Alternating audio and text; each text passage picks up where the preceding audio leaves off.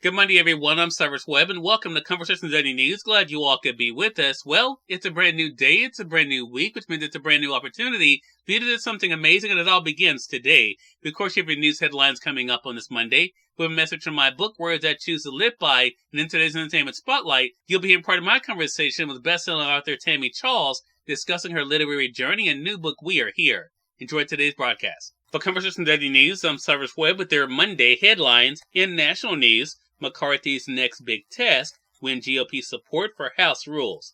After an epic 15-ballot election to become House Speaker, Republican Kevin McCarthy faces his next big test in governing a fractious slim majority, passing a rules package to govern the House. The drafting and approval of a set of rules is normally a fairly routine legislative affair, but in these times, it's the next showdown for the embattled McCarthy.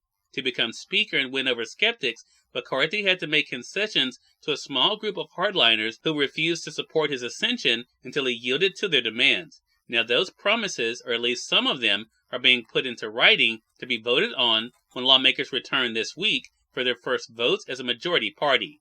On Sunday, at least two moderate Republicans expressed their reservations about supporting the rules package, citing what they described as secret deals and a disproportionate power potentially being handed out to a group of 20 conservatives. The concessions included limits on McCarthy's power, such as by allowing a single lawmaker to initiate a vote to remove him as Speaker and curtailing government spending, which could include defense cuts. They also give the Conservative Freedom Caucus more seats on the committee that decides which legislation reaches the House floor. They also raise questions about whether McCarthy can garner enough support from Republicans who hold a 222 to 212 edge on a critical vote in the coming months to raise the debt limit, given conservatives' demands that there first be significant spending cuts over opposition from the White House and a Democratic-controlled Senate. In the coming months, Congress will have to work to raise a debt limit before the government reaches its borrowing cap or face a devastating default on payments, including those for Social Security, military troops, and federal benefits such as food assistance. Lawmakers will also have to fund federal agencies and programs for the next budget year, which begins October the 1st. In more national news, Biden walks stretch of U.S.-Mexico border amid GOP criticism.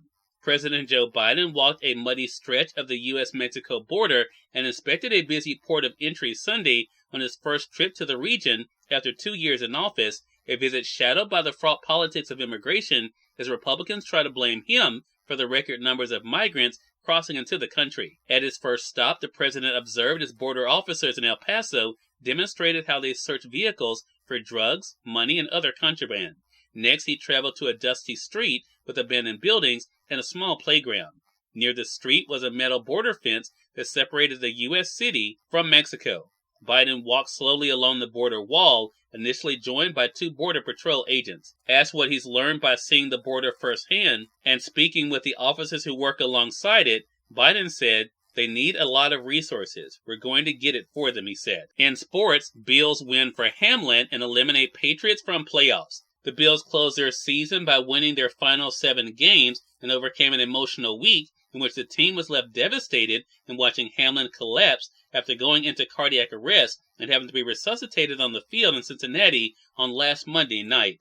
What followed was progressive good news of Hamlin's remarkable recovery, in which he was not only able to breathe on his own, but also managed to address his teammates while saying "Love you boys" on Friday, and leave it to receiver Stephon Diggs, who made a point to visit Hamlin in the University of Cincinnati Medical Center immediately following the game to seal the victory with a 49-yard touchdown catch from Josh Allen to put Buffalo ahead 35-23 with 8 minutes and 51 seconds remaining. The sold-out crowd, many of them wearing number 3 Hamlin shirts and jerseys and holding up red hearts in the player's honor, erupted as one as Allen walked off the field with his hands raised. And finally, in entertainment news, Megan dolls up with $30 million where Avatar stays number 1. The horror film Megan got off to a killer start, debuting with $30 million in ticket sales, according to studio estimates, while Avatar The Way of Water continued its box office reign in the top spot. Universal Pictures' Megan, about a robot companion built for a young girl after her parents were killed in the car accident, rode strong buzz and viral dancing memes to an above-average debut. Cameron's sci-fi spectacle Avatar: The Way of Water has now surpassed $500 million domestically and $1.7 billion globally. After dominating the otherwise lackluster holiday corridor, the Avatar sequel is nearly matching the original pace the 2009 Avatar scored. The Way of Water already ranks as the 7th highest grossing film ever, not accounting for inflation, a total particularly owed to its strong overseas performance. Cyrus Webb, Conversations Daily News. It's now time for a message from my book, Words I Choose to Live By. Enjoy. I'm Cyrus Webb, and welcome to Monday's edition of Words I Choose to Live By. Do not allow fear to keep you from reaching the levels of success that have been destined for you. You were created to bring something special to the world, so don't expect anything less for yourself. Acknowledge your greatness and walk in it. Have a great Monday. We are part of my conversation coming up with author Tami Charles in today's Entertainment Spotlight. Stay with us. You're listening to Conversation Daily News. For Conversation Daily News, I'm Cyrus Webb at Entertainment Spotlight. Best-selling author Tami Charles joined me on Conversations Live, the radio show, to talk about her new book, We Are Here, and her literary journey. Is a bit of our conversation. Tami, thank you again for the time. Really appreciate it. Thank you, Cyrus. Great to be here. Hey, look, the pleasure's definitely all mine. And this is such an encouraging book, an inspiring book, as I said, of course, with young people in mind, but a great message for all of us. What has that been like for you, Tami? I want to ask you personally, what has that been like for you to be able to harness your own inner greatness and to be able to share it the way you are through books? That's quite a question. I'm laughing because I think sometimes it's hard to accept compliments like that. I'm blushing. Thank you so much. It's been a journey.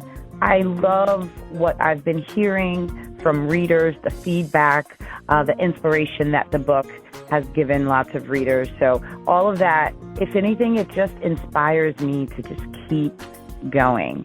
The response has been incredible. I'm very grateful. Well, and it's not just a compliment I'm throwing at you, Tami. It's something that's very true. And as I was reading the book, what I thought about is that's really what you're trying to get the reader to see. And I think sometimes, as you may have problems accepting the compliment, I think sometimes it's hard for us to realize the greatness that's in us, the greatness that we're capable of doing. So talk to us about that, if you don't mind, Tami. When did you realize it? When did you know that these things were possible, what you could do was possible? Oh my gosh. I could tell you this, growing up, I didn't know. And I think it had a lot to do with, even though I loved reading books, of course I still do because I write them, but when I was a child, I did not read a lot of stories that featured kids of color, kids from marginalized backgrounds and abilities. Cyrus Webb, Conversations Daily News. We thank you all for tuning in to this edition of Conversation Daily News, but better get on to more news, message from my book, Words I Choose to Live By, and of course your Entertainment Spotlight. Until then, my host Cyrus Webb saying, as always, enjoy your day, enjoy your life, enjoy your world. Thank you all for choosing Conversation Daily News today. Now let's go make it a great one.